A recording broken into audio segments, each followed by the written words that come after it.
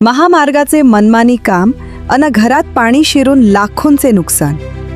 नगर जामखेड महामार्गाचे काम करताना कही खुशी कही गम सारखी परिस्थिती झाली असून सारोळा बुद्धी ग्रामपंचायत हद्दीतील कोल्हेवाडी फाटा येथील किरण गुंजाळ व शंकर गुंजाळ यांच्या घरात पावसाचे पाणी शिरल्याने लाखोंचे नुकसान झाले असून नगर जामखेड महामार्गाचे काम सुरू असताना कोल्हेवाडी फाटा येथे चारीचे काम व्यवस्थितरित्या पूर्ण न झाल्याने सदर रस्त्यावरील पाणी घरात व दुकानात शिरल्याचा आरोप शंकर गुंजाळ यांनी केला। काम सुरू असताना योग्य उपाययोजना करण्यात आल्या नसल्याने गुंजाळ यांच्या दुकान व घरामध्ये पाणी शिरून लाखो रुपयांचे नुकसान झाले। त्याचबरोबर घर उपयोगी वस्तूंचेही मोठ्या प्रमाणावर नुकसान झाले असून याबाबत नुकसान भरपाई मिळावी यासाठी प्रशासन दरबारी मागणी होत आहे।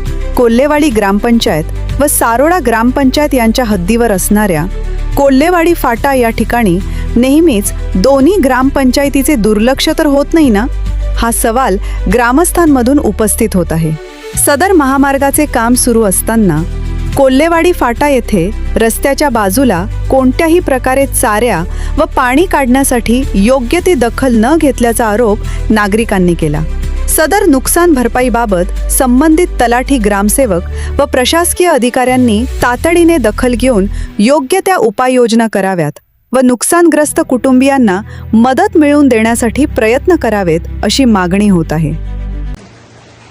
नगर जामखेड रोडवरील रोडचं काम झाल्यामुळे इथं कोल्हेवाडी फाट्या तिथे रहिवासी आहेत आम्ही।